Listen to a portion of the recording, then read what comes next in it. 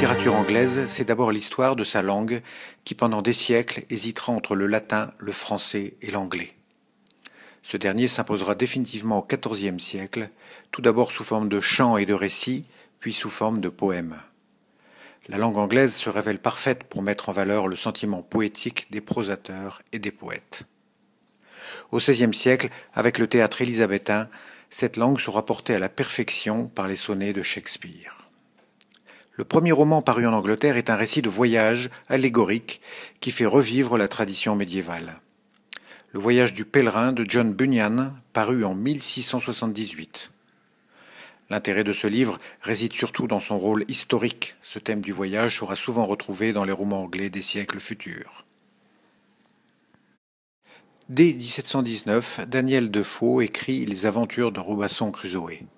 Paru il y a 300 ans, ce roman d'aventure reste une référence de nos jours. Sa trame dramatique n'a pas pris une seule ride et les aventures de ce Robinson sont toujours présentes dans notre imaginaire et même dans notre langue. Après avoir inventé le roman d'aventure, Daniel Defoe invente 3 ans plus tard le roman social et la comédie de mœurs avec les heures et les malheurs de la fameuse Moll Flanders.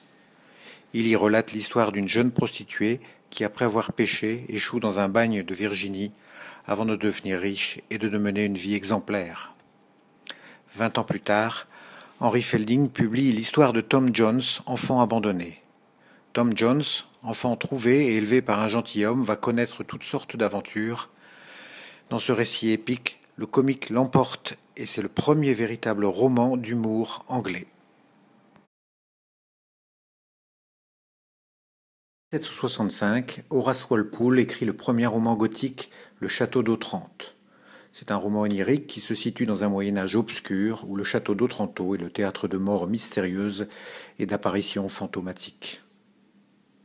Evelina n'a pas la finesse et l'intelligence des romans de Jane Austen qui lui succédera 40 ans plus tard. Mais déjà, en 1778, Fanny Burney met en place un style romantique sur les mœurs raffinées d'une certaine société anglaise. Elle écrira également 2 autres romans, Cecilia et Camilla.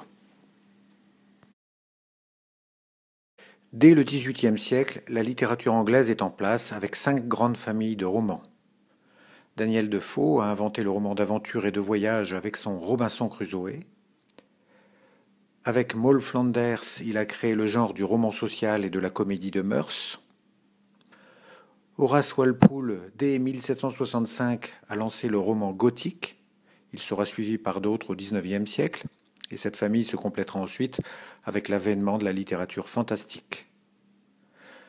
Quand on évoque le roman anglais, on pense bien entendu au romantisme, à Jane Austen, à Forster, mais c'est Fanny Burney qui a créé le genre.